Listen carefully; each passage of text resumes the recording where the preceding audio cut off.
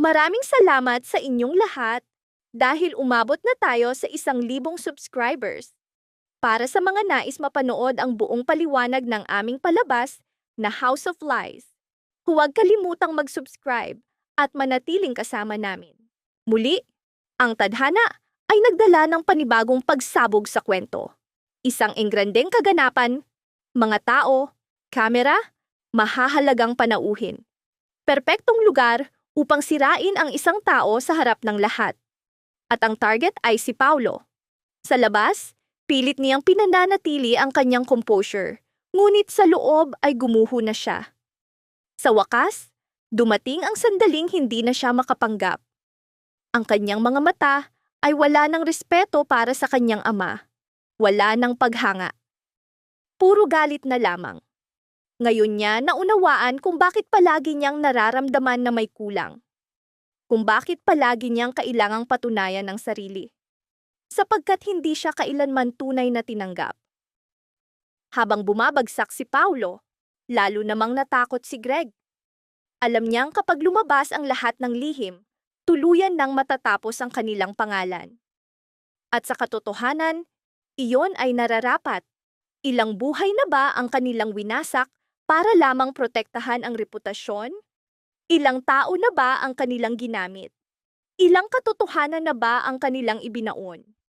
Ngunit ang problema sa mga lihim, kahit gaano kalalim ang pagkakabaon, darating ang araw na babalik ang mga ito upang wasakin ka. At iyon ang nangyayari ngayon. Habang lumalalim ang gabi, lalo pang nabasag ang pamilya, ang ilan ay kumampi kay Edward, ang ilan kay Greg, at ang iba ay hindi na alam kung kanino magtitiwala. Ngunit sa gitna ng kaguluhan, isang tanong ang paulit-ulit na umiikot. Kung hindi si Edward, sino talaga ang nagsunog ng mansyon?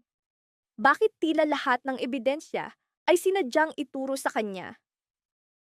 Habang umuusad ang kwento, lalong naging malinaw, sa likod ng kurtina ay may mas malaking utak. Isang taong matagal nang naghihintay ng tamang sandali upang wasakin ang pamilya Torcampo mula sa loob. At kapag dumating ang sandaling iyon, wala ni isa ang makakaligtas. Hindi kayamanan, hindi kapangyarihan, hindi bigat ng pangalan. Lahat ay guguho.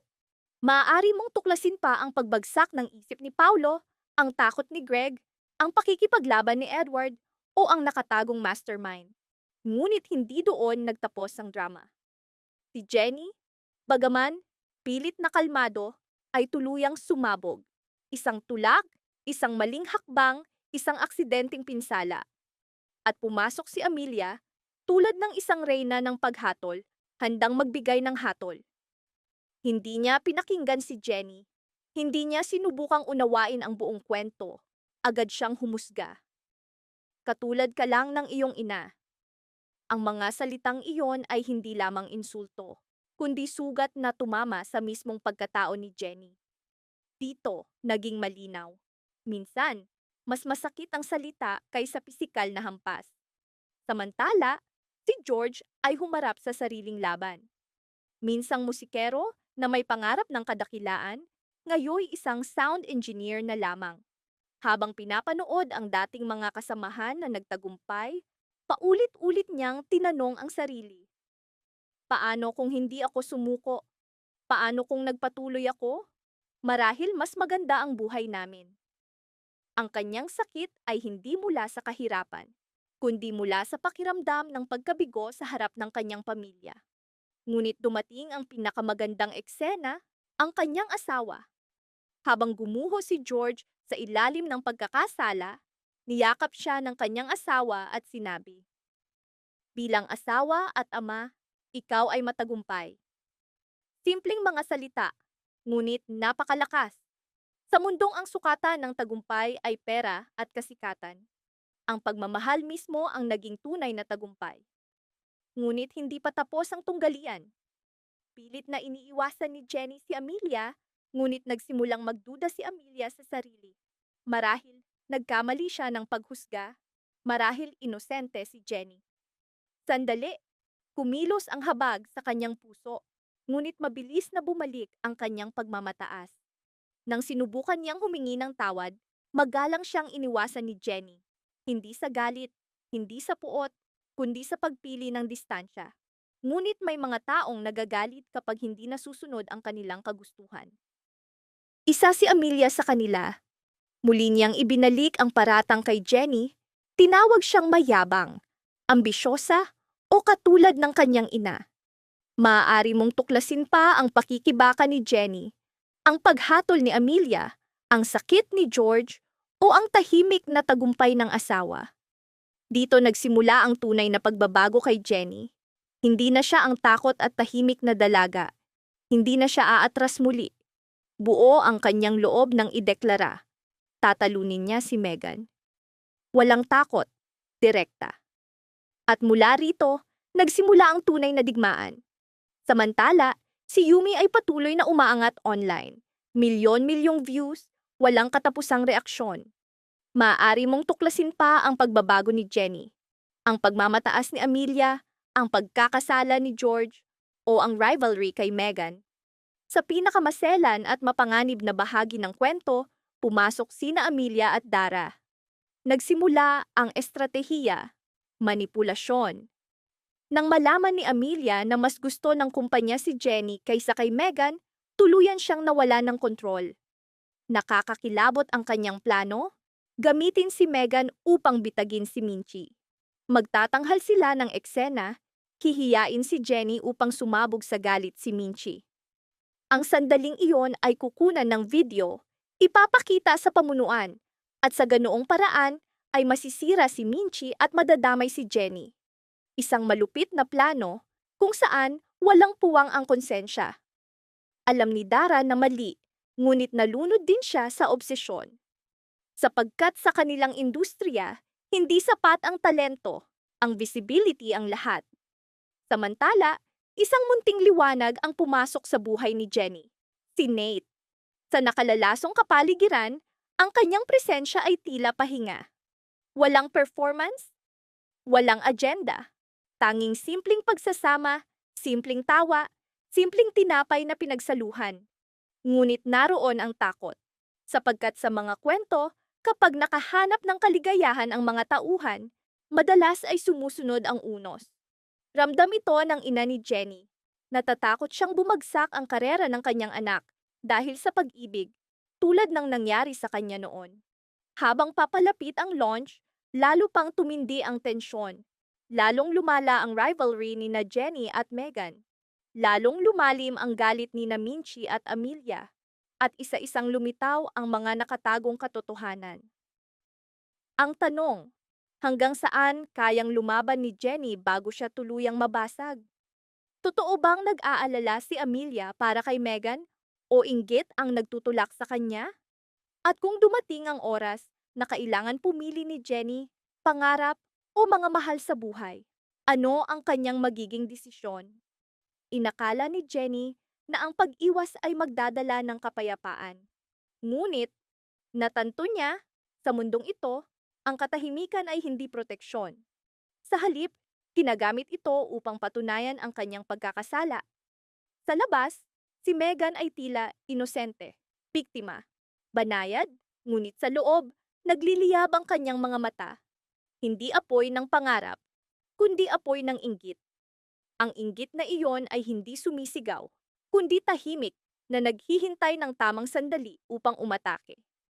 At ngayon, hawak niya ang plano ni Amelia, hiyain si Jenny, pukawin si Minchi, kunan ng video, at patunayan sa lahat na sila ang mga kontrabida. Isang perpektong plano kung hindi umiiral ang konsensya. Maaari mong tuklasin pa ang estratehiya ni Amelia, ang obsesyon ni Dara, ang liwanag ni Nate, o ang inggit ni Megan. Sa rehearsal room, tila bumalik sa normal ang lahat. Mga ilaw, salamin, musika, tawa. Ngunit pilit ang mga tawa at sa loob ay malinaw na may mali. Hindi ito pangkaraniwang ensayo, kundi isang kulungan na nagtatago ng matutulis na sandata. Pilit na nag-concentrate si Jenny. Sinipsip ang bawat beat, sinubukang gawing perpekto ang bawat galaw. Sapagkat alam niya, kahit ang pinakamaliit na pagkakamali ay gagamitin laban sa kanya. Ngunit si Megan ay hindi sumasayaw para sa performance. Sumasayaw siya upang inisin si Jenny. Bawat galaw ay tulak, bawat formasyon ay bitag. At sa tuwing nagkakamali si Jenny kahit kaunti, nagbibigay si Megan ng banayad ng ngiti, inosente sa ibabaw, ngunit lason sa loob. Nanginginig si Jenny sa loob, ngunit nanatiling tahimik dahil iyon ang bilin ng kanyang ina. Umiwas, manatiling malayo, huwag tumugon. Ngunit gaano katagal kayang tiisin ng sinuman? Sa oras ng pahinga, nakaupo si Jenny ng tahimik sa isang sulok. Hawak ang bote ng tubig, sinusubukang pakalmahin ang sarili. Lumapit si Megan. Hindi malakas ang kanyang tinig. Hindi na kailangan. Sapagkat minsan ang bulong ang pinakadelikado. Kahit gaano kakagaling, dito palagi kang extra. Nanigas si Jenny. Nagpatuloy si Megan. Leader ka lang dahil kinaawaan ka nila. Ilang segundo, tinitigan siya ni Jenny. Mahigpit ang mukha, pinipigilan ang galit. Ngunit wala siyang sagot. At lalong ikinatuwa iyon ni Megan, sapagkat ang mga hindi tumutugon ay mas madaling basagin. Sa labas, hindi mapakali si Minchi. Ang isang ina ay palaging nakadarama ng sakit ng anak. Kahit gaano pa ngumiti si Jenny, kahit gaano pa niya sabihing ayos lang ang lahat, alam ni Minchi na sa loob ay gumuho na ang kanyang anak. Samantala, tahimik na nagbabalak si Amelia, hindi siya sumisigaw, hindi siya nagpapakita ng galit. At iyon ang pinakanakakatakot, sapagkat ang katahimikan ay nangangahulugang nag-iisip siya ng estratehiya. Si Dara, bagaman nag-aalangan, ay unti-unting sumunod sa landas ni Amelia. Pangarap din niyang makita si Megan sa tuktok. Nais niyang ipamana ang kumikislap na entablado bilang pamana sa kanyang anak. Ngunit hindi niya namamalayan na ang presyur na iyon ay unti-unting ginagawang halimaw si Megan. Sa tahanan ni Jenny, ibang-iba ang eksena. Payak, mainit, totoo. Habang pinag-uusapan nila ang kanilang mga pangarap, mansyon, rooftop, si Minchi at George na may hawak na kape habang nakatanaw sa buong Port Uno, sandaling nakalimutan ang lahat ng kaguluhan. Kahit saglit lang. Ngunit ang ngiti ni Jenny ay nagtatago ng takot. Takot na muling maagaw ang kanyang pangarap. Tulad ng nangyari sa kanyang ina. Kinabukasan, lalo pang lumala ang lahat. Sa ensayo, ginawa ni Megan ang kanyang unang hakbang. Sa harap ng lahat, sinadya niyang hiyain si Jenny. Sinabi niyang mali ang timing, mahina ang pamumuno, kulang ang kanyang command. Ngunit kapag si Megan ang nagkamali, iyon ay aksidente. Kapag si Jenny ang nagkamali, iyon ay problema sa ugali. Ito ang klasikong taktika. Pilit na pinagsama ni Jenny ang kupunan, ngunit unti-unti nang gumuho ang lahat. Ang ilan ay tumangging makisangkot, ang ilan ay nanatiling tahimik dahil sa takot, ang iba ay nanood lamang. Sapagkat sa industriyang ito, mas ligtas ang pagkabulag. Ngunit si Jenny ay hindi bulag. Alam niyang may nagtatangkang pabagsakin siya. At ngayon, hindi na siya basta natatakot, galit na siya. Malamig, tahimik, nakakatakot, na galit na isinilang mula sa paulit-ulit na panghihiya. Sa huling ensayo, tuluyang kumapit ang bitag. Sa performance, nagkamali si Megan sa formation. Ngunit, imbes na aminin, nagkunwari siyang nasaktan. Bumagsak siya sa sahig, hinawakan ang kanyang kamay, at tumingin kay Jenny na para bang itinulak siya nito. Tumahimik ang buong silid. Isang sandali, isang hinga, isang eksena. Matagal nang inihanda. Sinaktan mo na naman ako. Mahina ang tinig ni Megan, ngunit sapat upang marinig ng lahat. At mula roon, nagsimula ang mga bulong, nanigas si Jenny. Hindi siya makapaniwala. Ngayon malinaw, hindi ito pagkakaintindihan, ito ay isang setup. Lumapit ang mga coach, nagmadali ang staff, at lahat ay nakatitig kay Jenny. At sa sandaling iyon, nag-iisa siya. Iyon ang pinakamasakit na katotohanan. Hindi mahalaga kung ano ang totoo. Kapag sapat na ang naniniwala, iyon na ang katotohanan. At bago pa lumala ang lahat, dumating si Minchi. At iyon mismo ang kanilang nais. Nakita niya si Jenny, nanginginig. Nakita niya si Megan, nakahiga sa sahig. Narinig niya ang mga paratang. At bilang isang ina na paulit-ulit nang nasaksihan ang pagkasugat ng kanyang anak, huminto ang kanyang hininga sa galit. Sa sandaling iyon, umandar ang kamera, tahimik, nakatago, handang hulihin ang biktima. Lumapit si Minchi kay Megan. Mabigat ang bawat hakbang. Tumigil ang buong silid. At ang malamig niyang tinig ay bumasag sa katahimikan. Ano ang ginawa mo sa anak ko? Ang ngiti ni Jenny ay nagtatago ng takot. Takot na muling maagaw ang kanyang pangarap, tulad ng nangyari sa kanyang ina. Kinabukasan, lalo pang lumala ang lahat. Sa ensayo, ginawa ni Megan ang kanyang unang hakbang. Sa harap ng lahat, sinadya niyang hiyain si Jenny. Sinabi niyang mali ang timing, mahina ang pamumuno, kulang ang kanyang command. Ngunit kapag si Megan ang nagkamali, iyon ay aksidente. Kapag si Jenny ang nagkamali, iyon ay problema sa ugali. Ito ang klasikong taktika. Pilit na pinagsama ni Jenny ang koponan, ngunit unti-unti nang gumuho ang lahat. Ang ilan ay tumangging makisangkot, ang ilan ay nanatiling tahimik dahil sa takot, ang iba ay nanood lamang. Sapagkat sa industriyang ito, mas ligtas ang pagkabulag. Ngunit si Jenny ay hindi bulag. Alam niyang may nagtatangkang pabagsakin siya. At ngayon, hindi na siya basta natatakot, galit na siya. Malamig, tahimik, nakakatakot, na galit na isinilang mula sa paulit-ulit na panghihiya. Sa araw ng huling ensayo, tuluyang kumapit ang bitag. Sa performance, nagkamali si Megan sa formation. Ngunit imbes na aminin, nagkunwari siyang nasaktan. Bumagsak siya sa sahig, hinawakan ang kanyang kamay, at tumingin kay Jenny na para bang itinulak siya nito. Tumahimik ang buong silid. Isang sandali, isang hinga, isang eksena. Matagal nang inihanda. Sinaktan mo na naman ako.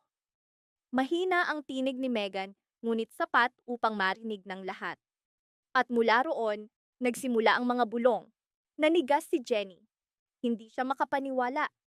Ngayon malinaw, hindi ito pagkakaintindihan, ito ay isang setup. Lumapit ang mga coach, nagmadali ang staff, at lahat ay nakatitig kay Jenny. At sa sandaling iyon, nag-iisa siya. Iyon ang pinakamasakit na katotohanan. Hindi mahalaga kung ano ang totoo. Kapag sapat na ang naniniwala, iyon na ang katotohanan. Ngunit bago pa lumala ang lahat, dumating si Minchi, at iyon mismo ang kanilang nais. Nakita niya si Jenny, nanginginig. Nakita niya si Megan, nakahiga sa sahig. Narinig niya ang mga paratang. At bilang isang ina, na paulit-ulit nang nasaksihan ang pagkasugat ng kanyang anak, huminto ang kanyang hininga sa galit. Sa sandaling iyon, umandar ang kamera. Tahimik. Nakatago, handang hulihin ang biktima. Lumapit si Minchi kay Megan. Mabigat ang bawat hakbang. Tumigil ang buong silid. At ang malamig niyang tinig ay bumasag sa katahimikan. Ano ang ginawa mo sa anak ko? Mula roon, nagbago ang laban ni Jenny. Bago siya lumabas sa entablado, sinabi ni Minchi, hindi mo kailangang maging katulad nila para manalo. At sa sandaling iyon, nagliyab ang apoy sa loob ni Jenny. Nagsimula ang musika, bumagsak ang mga ilaw, at si Yumi ang unang lumabas. Mula sa unang beat, iba na si Jenny. Hindi siya sumasayaw upang patunayan ang kanyang inosensya, hindi siya kumakanta upang humingi ng awa. Inaangkin niya ang pwesto na paulit-ulit na inagaw sa kanya. Matatalim ang bawat galaw, matatag ang bawat tingin. Bawat nota ay sigaw mula sa kanyang mga sugat. Sinubukan ni Megan na takpan siya, ngunit malinaw ang katotohanan. May mga isinilang upang magningning, at may mga handang manira lamang upang mapansin. Sa gitna ng pagtatanghal, dumating ang sabotahe. Ngunit hindi bumagsak si Jenny. Inayos niya ang blocking ng live, sinunggaban ng entablado, pinagsama ang kuponan. At kamangha-mangha, mistulang bahagi ng performance ang lahat. Sumabog ang palakpakan at hiyawan ng audience. Ang pangalang kanilang isinisigaw ay kay Jenny. At sa mukha ni Megan, lumitaw ang kanyang pinakamalalim na takot, na siya ay inilibing sa harap ng buong mundo. Sa huli, tumayo ang lahat. Ngumiti si Monica, namangha ang press, sumabog ang mga trending online, Yumi at si Jenny. Iyon ang pinakamalaking kahihiyan ni Amelia. Sapagkat gaano man karaming bitag, gaano man karaming plano, may mga taong hindi kayang basagin. Sila'y bumabangon ng mas matatag, ngunit hindi pa tapos ang gabi. Lumabas ang isang video, hindi ng galit ni Minchi, kundi ng mismong sabuatan. Putol-putol ngunit malinaw, mga tinig, mga plano, ang balak na ipitin si Jenny gamit si Megan. Tumigil ang buong silid. Sa mundong puno ng pagkukunwari, kapag tumama ang katotohanan, ito'y kidlat. Hindi pumipili ng panig, walang sinasanto. Sa unang pagkakataon, lumitaw ang takot sa mukha ni Amelia at hindi niya iyon maitago. Hindi pa tapos ang digmaan. Ngunit ngayong gabi, si Jenny ay hindi na ang nasa paglilitis. Sina Amelia, Dara at Megan. Ang tanong ngayon, hanggang saan sila kakapit sa kasinungalingan upang protektahan ang kanilang pangalan? At si Jenny, mapapatawad ba niya ang mga nagtangkang ibagsak siya? O patutunayan niyang ang mga banayad ay hindi basta-basta nadudurog? Maraming salamat sa panonood ng buong video. Para mapanood ang susunod na episode explanation, huwag kalimutang mag-subscribe sa Series Explained PH channel.